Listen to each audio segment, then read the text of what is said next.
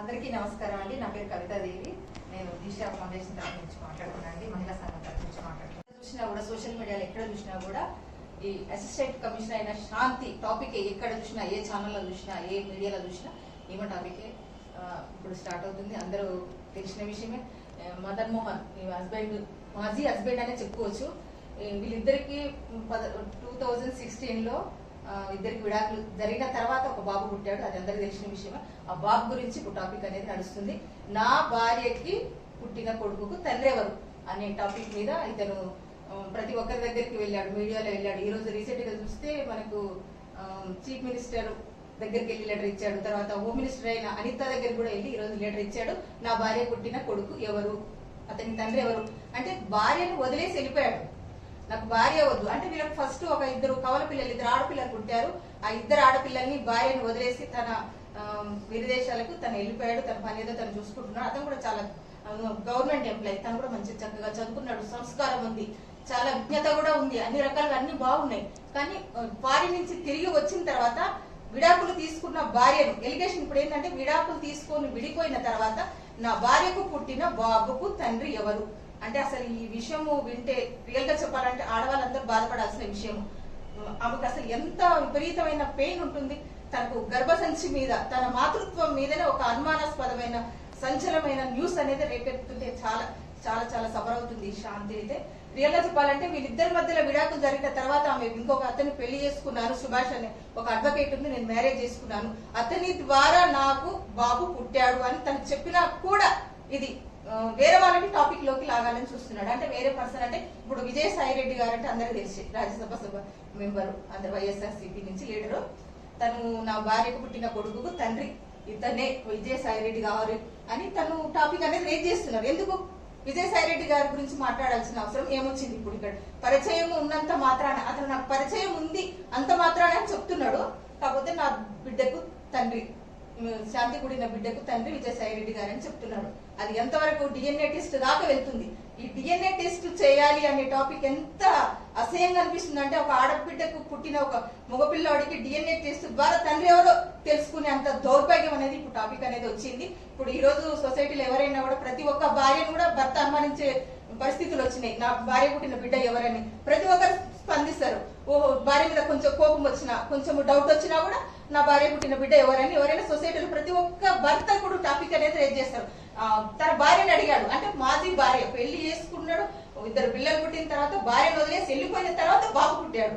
ఆ బాబు పుట్టిన తర్వాత ఈయనకు సంబంధం ఏముంది? వదిలేసి వెళ్ళిపోయిన భార్య ఎవరితో బిడ్డను కలవచ్చు, పెళ్లి చేసుకోవచ్చు, తన వైవాహిక జీవితాన్ని కొనసాగించవచ్చు. కానీ ఇప్పుడు వచ్చి నా భార్య పుట్టిన కొడుకు ఎవరు తండ్రి అని అడగాల్సిన అవసరం లేదు. అంటే ఇదంతా చూస్తుంటే ఈ మదన్ మోహన్ అనే వ్యక్తి ఇదంతా చూస్తుంటే ఇది ఒక కుట్రపూరితమైన చర్యలాగా అనిపిస్తుంది. ఎందుకంటే ఇతని వెనకాల ఒకటి పెద్ద హస్తం అనేది ఉందని ప్రతి ఒక్కరికి అనుమానించదగ్గ విషయం. ఎందుకంటే తనకు అవసరం లేని విషయం. ఇప్పుడు భార్య వద్దన్న తర్వాత భార్య ఎవరికి పుట్టింది అంటే ఈయనకు అవసరం ఏముంది? నీకు బాబు పుట్టాడు, నేను ఈ విషయాన్ని నేను బయటికి మీడియాలో తీసుకొస్తాను, ఈ విషయం ఇంతటితో వదిలేసి నేను సైలెంట్ గా ఉండాలంటే 30 కోట్ల రూపాయలు నాకు కావాలని డిమాండ్ చేశాడు. తన బ్లాక్ మెయిల్ చేశాడు తన భార్య అయిన శాంతిని. మాజీ భార్య, వదిలేసిన భార్య అనమాట. ఆ భార్యను 30 కోట్ల రూపాయలు కావాలి నాకు ఇస్తే నేను ఈ విషయం అనేది టాపిక్ అనేది బయటికి తీసుకురాను అని చెప్తే శాంతి పెద్ద అసలు పట్టించుకోలేదు. నేను చేసింది నిజమైనప్పుడు, నేను ఇంకో పెళ్లి చేసుకున్నాను, బాబుని కన్నప్పుడు నీ మాటలకు నీ బెదిరింపులకు భయపడాల్సిన అవసరం నాకు లేదు, నీ ఇష్టం వచ్చినట్టు చేసుకో అని తను చెప్పింది. ఆ తర్వాత ఈ మదన్ మోహన్ అప్పుడు తిరగెక్కాడు. ప్రతి ఒక్కరిని కలిసి నా భార్య పుట్టిన బిడ్డకు తండ్రి ఎవరని ప్రతి ఒక్కరిని అడుగుతున్నాడు. తన భార్య చెప్పింది, నేను ఒక అడ్వకేట్ సుభాష్ అనే వ్యక్తిని పెళ్లి చేసుకున్నాను, తన ద్వారా ఒక బిడ్డను కన్నాను, విజయసాయి రెడ్డి గారు నాకు తండ్రితో సమానమైన వారు, ఆయన నాకు పరిచయం మాత్రమే, ఎలాంటి సంబంధం లేదని తను నిక్కచ్చగా చెప్పినప్పుడు ఆ టాపిక్ గురించి మాట్లాడాల్సిన అవసరం లేదు కదా. దీని నుంచి ఏం ఆశిస్తున్నారు? ఇతని తెర వెనుక నడిపిస్తున్న పెద్ద హస్తాలు విజయసాయి రెడ్డికి సంబంధించిన శత్రువులు అయి ఉంటారని మనం అందరికి తెలుస్తుంది. ఎందుకంటే ఇప్పుడు ఇక విజయసాయి రెడ్డి గారి గురించి మాట్లాడుతున్నారంటే ఆయన కాకుండా ఏ అనామకుడో వేరే పర్సన్ ఎవరో, ఏ లేబరో, కూలి చేసుకునేవాడో, లేకపోతే ఆర్డినరీ పర్సన్, ఏ ఉద్యోగం లేనివాడో అయి ఉంటే మాత్రం ఈ మదన్ మోహన్ రెడ్డి టాపిక్ అనేది బయటికి తీసుకొచ్చేవాళ్ళ, ప్రతి ఒక్కరు మాట్లాడేవాళ్ళ. మీడియాలో ఎక్కడ చూసినా, ఇప్పుడు ఆంధ్రలో ఎక్కడ చూసినా, మీడియాలో ఎక్కడ చూసినా విజయసాయి రెడ్డి గారి పేరు మారుమవుతుంది. తన శత్రువులు ఎవరైనా ఉంటే తనకు వ్యక్తిగతంగా కానీ, ప్రొఫెషనల్ పరంగా కానీ, రాజకీయ పరంగా కానీ ఏదైనా శత్రువులు ఎవరైనా ఉంటే టాపిక్ డైరెక్ట్ అతనితో ఎదుర్కోవాలి. అంతేగాని ఒక ఆడదాన్ని అడ్డు పెట్టుకొని, ఒక ఆడ మనిషిని అడ్డు పెట్టుకొని తన గర్భం పైన అంటే తన గుర్తపై, ఎందుకంటే ఇప్పుడు విడిపోయిన తర్వాత వాళ్ళు ఆమె ఎరకల జాతికి సంబంధించిన ఎస్టీ మహిళ అయితే వాళ్ళకి సంబంధించిన కుటుంబ ఆచారాల ప్రకారము వాళ్ళు పెద్దలు చేసిన పెళ్ళే విడిపోయింది కూడా పెద్దల అంగీకారంతో వాళ్ళ ముందర ఏదో రాతపూర్వకంగా బాండ్ పేపర్ మీద రాసుకొని విడిపోయారు. ఇది నాకు డైవర్స్ తో సమానమని అనుకున్నది అమ్మాయి. ఆ తర్వాత పెళ్లి చేసుకుంది. కాకపోతే ఇలా తర్వాత కొన్ని రోజుల తర్వాత వచ్చి ఇలా టాపిక్ రేజ్ చేసి నా పరువు తీస్తాడు, నా అభిమానాన్ని చంపుతాడు, నాకు అసలు ఎంత మానసిక వేదన మిగులుస్తాడని శాంతి అప్పుడు ఊహించి ఉండకపోవచ్చు. అతను అలా చేయక ఉండడానికి కారణం ఈ ఆ రోజు డైవర్స్ మనకి లీగల్ గా మన కోర్టు ద్వారా లీగల్ గా డైవర్స్ తీసుకొని ఉంటే ఈ రోజు ఈ పరిస్థితి ఈ శాంతికి వచ్చి ఉండేదే కాదు. ఆమె ఊహించని సంఘటన ఇప్పుడు జరుగుతుంది. ఈ రోజే మళ్ళీ అనిత దగ్గరికి మన హోమ్ మినిస్టర్ అయిన అనిత దగ్గరికి వెళ్ళి లెటర్ ఇచ్చాడు, నా భార్య పుట్టిన బిడ్డ ఎవరంటే. ప్రతిసారి నా భార్య పుట్టిన బిడ్డ అయితే తండ్రి ఎవరు? అసలు ఈ టాపిక్ ఎంత అసహ్యంగా ఉంది. అసలు ఇది పర్సనల్ గా వాళ్ళ ఇంట్లో మాట్లాడుకోవాల్సిన విషయం ఇది పబ్లిక్ లోకి తీసుకొచ్చాడు. ప్రతి ఒక్క మహిళ భయపడతా ఉంటది. అసలు ఎంత అసహ్యంగా మాట్లాడుతుంది. వీళ్ళని చూసి సొసైటీ ఏం నేర్చుకుంటది? ఇతను చూసి ప్రతి భర్త కూడా ఇలాగ మాట్లాడితే ఆడదాని పరిస్థితి ఏంటి? నీకు భార్య నచ్చలేదు, భార్య క్యారెక్టర్ నచ్చలేదు, ఆమె ఎవరి ద్వారా బిడ్డర్ కన్నదో నీకు నచ్చలేదు, వదిలేసి వెళ్ళిపోవాలి. ఇష్టం లేకపోతే వదిలేసి వెళ్ళిపోవాలి. నీకు వద్దనుకున్న భార్య ఏం చేస్తే నీకెందుకు? ఎవరిని పెళ్లి చేసుకుంటే నీకెందుకు? ఎవరి ద్వారా బిడ్డను కంటే నీకెందుకు? ఏంటి అసలు నీ సమస్య ఏంటి? నీ లోపల ఉన్న ఉద్దేశం ఏంటి? నీ వెనకాల ఉన్న పెద్ద మనుషులు ఎవరు? వాళ్ళను డైరెక్ట్ నా పరిస్థితి ఇదని చెప్పు. అంతేగాని విజయసాయి రెడ్డి గారిని దెబ్బతీయాలనే ఉద్దేశంతో కూడా శాంతి టాపిక్ అనేది చాలా చాలా ఎక్కువగా మాట్లాడుతున్నాడు. అతను 2016లో వారి ఒప్పంద ప్రకారం విడాకులు రాసేసుకున్న తర్వాత ఆ తర్వాత జరిగిన మ్యాటర్ గురించి ఈ మదన్ మోహన్ కి అయితే సంబంధం లేదు. చాలా చండాలంగా అనిపిస్తుంది. సొసైటీలో ఎవరు చూసినా ప్రతి ఒక్క ఆడవాళ్ళు కూడా భయపడే విషయము. ఈ శాంతి కూడా ప్రొఫెషనల్ గా ఆమె అసిస్టెంట్ కమిషనర్ గా కూడా కొంచెము ఆమెకు ఒక్కొక్క చోట్ల కొంచెం బ్యాడ్ రిమార్కు ఇవన్నీ ఉన్నాయని మీడియాలో చాలా చాలా చూపిస్తున్నారు. అసలు ఈమె బిడ్డకు పుట్టడానికి ఆమె వృత్తిపరంగా వస్తున్న సమస్యలకి సంబంధం ఏంటి? ఈమె వృత్తిపరంగా ఉద్యోగపరంగా ఏదైనా సమస్యల్లో ఏదైనా విషయాల్లో ఉంటే ఇప్పుడు ఈమె పుట్టిన బిడ్డ ఇప్పుడు సమస్య అయినప్పుడు దానికి దీనికి లింక్ ఏంటి? ఎక్కడి నుంచి లింక్ ఎక్కడెక్కడికో తీస్తా ఉన్నారు. సంబంధం లేకుండా ఇష్యూ అనేది పెద్దగా తీస్తా ఉన్నారు. ఈ సొసైటీలో చాలా చాలా విషయాలు జరుగుతున్నాయి. ఆడవాళ్ళ పట్ల అమానుషంగా, దారుణంగా, కిరాతకంగా, అన్యాయంగా చాలా చాలా విషయాల్లో చాలా జరుగుతున్నాయి. వాళ్ళన్నిటినీ వెలికి తీసి అవి అన్ని జరగకుండా అమానుషంగా ఆడవాళ్ళ పట్ల జరుగుతున్న అన్యాయాన్ని అరికట్టడానికన్నా ఈ సోషల్ మీడియా కానీ ఏదే కానీ ప్లాట్ఫామ్ కానీ ఈ మన అధికారులు కానీ చర్య తీసుకోవాలి. కానీ ఈ శాంతి విషయం అనేది టాపిక్ రేజ్ చేయడం చాలా శుద్ధ దండగాని నా అభిప్రాయం. ఇది వేస్ట్ మ్యాటర్. ఇది ఒక పర్సనల్ గా భార్యాభర్తలు చర్చించుకొని బిడ్డకు తండ్రి ఎవరు, ఇష్టం ఉంటే కలిసి ఉండడం, ఇష్టం లేకపోతే విడిపోవడం అనేది వాళ్ళ పర్సనల్ విషయము, వ్యక్తిగత విషయము. వాళ్ళ రూమ్ లో వాళ్ళ ఇంట్లోనే మాట్లాడుకోవాల్సిన విషయం పబ్లిక్ లోకి వచ్చింది. ఈ విషయం గురించి మాట్లాడడం శుద్ధ దండగాని నేను భావిస్తున్నాను. విజయసాయి రెడ్డి గారికి డిఎన్ఏ టెస్ట్ అసలు ఏ విధంగా డిఎన్ఏ టెస్ట్ చేయిస్తారండి?